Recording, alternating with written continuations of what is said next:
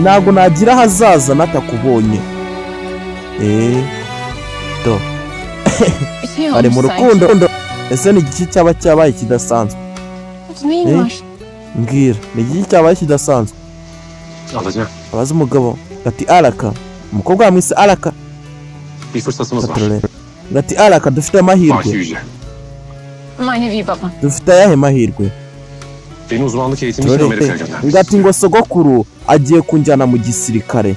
Kandi ejo bundi nzakora imyitozo ya gisirikare.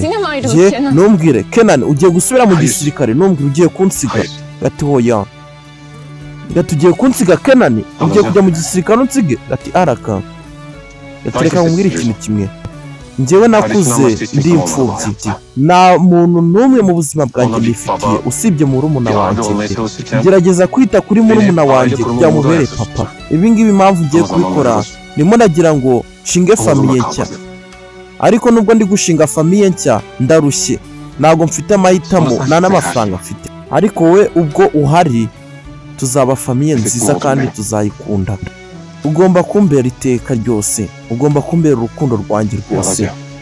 Gati Alaka, ndi mu rukundo kumwe nawe kandi ntago nzagutererana. Gati Kenan, ndabyumva cyane. Nanjye ntago nagusiga.